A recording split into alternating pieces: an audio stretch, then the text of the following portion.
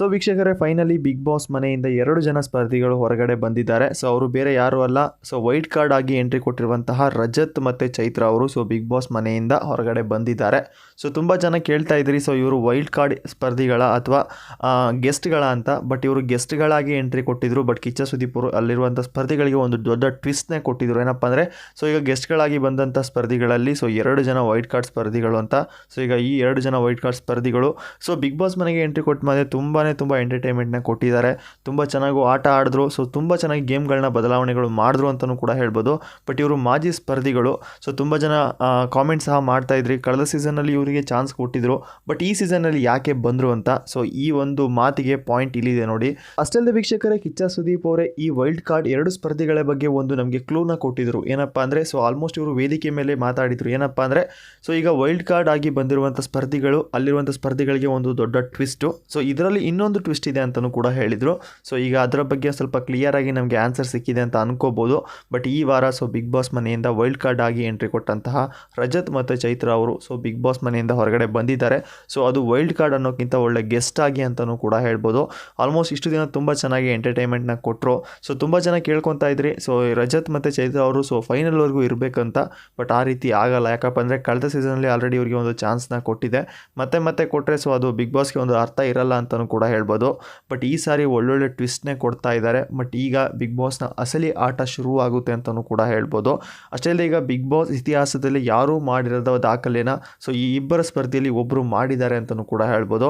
ಹೌದು ವೀಕ್ಷಕರೇ, ಅವರು ಬೇರೆ ಯಾರೂ ಅಲ್ಲ, ಚೈತ್ರ ಅವರು. ಸೊ ನಿಮಗೆಲ್ಲ ಗೊತ್ತಿರ್ಬೋದು, ವೈಲ್ಡ್ ಕಾರ್ಡ್ ಆಗಿ ಎಂಟ್ರಿ ಕೊಟ್ಟು ಸೊ ಒಂದು ವಾರನೇ ಸೊ ಇವರು ಕ್ಯಾಪ್ಟನ್ ಆಗಿ ಮತ್ತೆ ಬಿಗ್ ಬಾಸ್ ಮನೆಯಿಂದ ಹೊರ ಹೋಗೋಕ್ಕೆ ಸೊ ಈ ವಾರದಲ್ಲಿ ಸೊ ಕಳಪೆನೂ ಕೂಡ ಪಡ್ಕೊಂಡ್ರು ಅಂತಲೂ ಕೂಡ ಹೇಳ್ಬೋದು.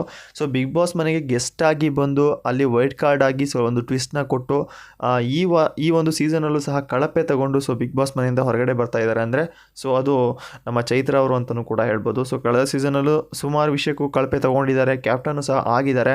ಬಟ್ ಇದರಲ್ಲೊಂದು ದೊಡ್ಡ ಟ್ವಿಸ್ಟ್ ಏನಪ್ಪ ಅಂದರೆ, ಈ ವಾರ ಬಂದ ತಕ್ಷಣವೇ ಸೊ ಒಂದು ಕ್ಯಾಪ್ಟನ್ಸಿಗೆ ಹೋಗ್ತಾರೆ, ಕ್ಯಾಪ್ಟನ್ ಆಗೂ ಕೂಡ ಹೊರಗಡೆ ಬಂದಿದ್ದಾರೆ. ಅಷ್ಟೇ ಅಲ್ಲದೆ ಕಳಪೆ ಪ್ರದರ್ಶನ ನೀಡು ಕೂಡ ಈ ವಾರ ಹೊರಗಡೆ ಬಂದಿದ್ದಾರೆ ಅಂತಲೂ ಕೂಡ ಹೇಳ್ಬೋದು. ಬಟ್ ಇವರಿಬ್ಬರಲ್ಲಿ ಕಂಪೇರ್ ಮಾಡಿದ್ರೆ ಸೊ ಚೈತ್ರ ಅವರು is best, Rajat is best ಅಂತಲೂ ಕೂಡ ಹೇಳ್ಬೋದು.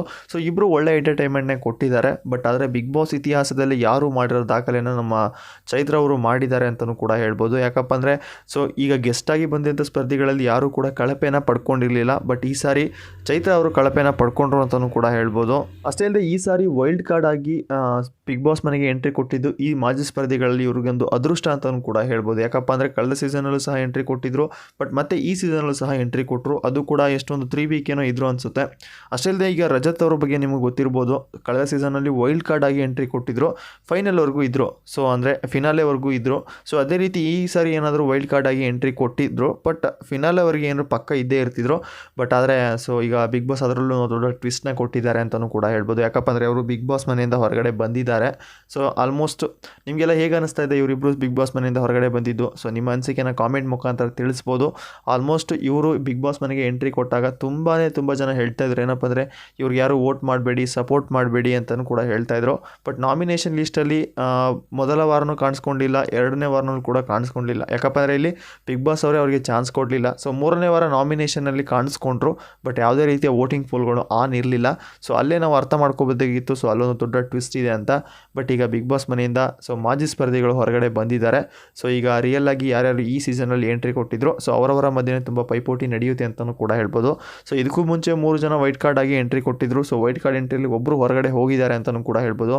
ಸೊ ಈಗ ಈ ಸೀಸನಲ್ಲಿ ವೈಲ್ಡ್ ಕಾರ್ಡ್ ಸ್ಪರ್ಧಿಗಳಲ್ಲಿ ಫಿನಾಲೆವರೆಗೂ ಇರುವಂಥ ಚಾನ್ಸಸ್ ಇರುವಂಥದ್ದು ಸೂರಜ್ ಮತ್ತು ರಘು ಅವರು. ಸೊ ಫಿನಾಲೆ ಮುಂಚೆನೇ ಇವರು ಹೋಗ್ಬೋದು, ಸೊ ಫಿನಾಲೆಗೂ ಎಂಟ್ರಿ ಕೊಡ್ಬೋದು. ಸೊ ಇವತ್ತಿನ ಎಪಿಸೋಡ್ ಹೇಗಿತ್ತು, ನಿಮ್ಮ ಅನಿಸಿಕೆನ ಕಾಮೆಂಟ್ ಮುಖಾಂತರ ತಿಳಿಸಿ. ಅಷ್ಟೇ ಅಲ್ಲದೆ ಈಗ ರಜತ್ ಮತ್ತು ಚೈತ್ರ ಹೋಗಿದ್ದು ಒಂದು ಕಡೆ ಎಲ್ಲೋ ಬೇಜಾರು ಆಗ್ತಾ ಇದೆ. ಬಟ್ ಆ ರೀತಿ ಆಗಲ್ಲ. ಯಾಕಪ್ಪ ಅಂದರೆ ಸೊ ಇವರು ಕಳೆದ ಸೀಸನ್ನಲ್ಲಿ ಇವ್ರಿಗೆ ಚಾನ್ಸ್ ಸಿಕ್ಕಿತ್ತು. ಸೊ ಈ ಸಾರಿನೂ ಕೂಡ ಒಂದು ಗೆಸ್ಟ್ ಆಗಿ ಒಳ್ಳೆ ಒಂದು ಟ್ವಿಸ್ಟ್ ಕೊಡಬೇಕು ಅಂತ ಹೇಳಿ ಇವ್ರನ್ನ ಕರೆಸಿದ್ದಾಗಿತ್ತು ಅನಿಸುತ್ತೆ.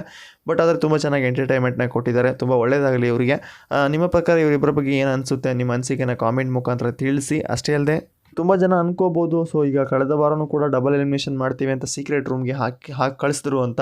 ಬಟ್ ಈ ವಾರ ಯಾವ ರೀತಿಯೂ ಆಗಲ್ಲ. ಸೊ ಇಂಡೈರೆಕ್ಟಾಗಿ ಕಿಚ್ಚ ಸುದೀಪ್ ಅವರು ನಿನ್ನೆ ಎಪಿಸೋಡ್ನಲ್ಲಿ ಹೇಳಿದರು, ಸೊ ಯಾವುದೇ ರೀತಿಯ ಸೀಕ್ರೆಟ್ ರೂಮ್ ಇರಲ್ಲ, ಸೀಕ್ರೆಟ್ ಟಾಸ್ಕ್ಗಳಿರಲ್ಲ, ಬಟ್ ಇದು ಡಬಲ್ ಎಲಿಮಿನೇಷನ್ ಅಂದ ಮೇಲೆ ಎಲಿಮಿನೇಷನ್ ಅಂತಲೇ ಕೂಡ ಹೇಳಿದರು. ಸೊ ಅದೇ ರೀತಿ ಈಗ 2 ಜನ ಬಿಗ್ ಬಾಸ್ ಮನೆಯಿಂದ ಹೊರಗಡೆ ಹೋಗಿದ್ದಾರೆ ಮಾಜಿ ಸ್ಪರ್ಧಿಗಳು. ಬಟ್ ಇಲ್ಲಿ ಇವ್ರು ಹೋದ್ಮೇಲೆ ತುಂಬ ಜನ ಸ್ಪರ್ಧಿಗಳಿಗೆ ತುಂಬಾ ಖುಷಿಯಾಗಿದೆ ಅಂತಲೂ ಕೂಡ ಹೇಳ್ಬೋದು. ಅಷ್ಟು ಕ್ವಾಟ್ಲೆ ಕೊಟ್ಟಿದ್ದಾರೆ. ಬಟ್ ತುಂಬ ಚೆನ್ನಾಗಿತ್ತು ಅಂದ್ಕೊತೀನಿ. ಸೊ ನಿಮ್ಮ ಪ್ರಕಾರ ಈ ಒಂದು ವಿಡಿಯೋ ಇಷ್ಟ ಲೈಕ್ ಮಾಡಿ, ನಮ್ಮ ಚಾನಲ್ಗೆ ಸಪೋರ್ಟ್ ಮಾಡಿ ಅಂತ ಹೇಳ್ತಾ ಮತ್ತೆ ಸಿಗೋಣ ಮತ್ತೊಂದು ವಿಡಿಯೋದಲ್ಲಿ.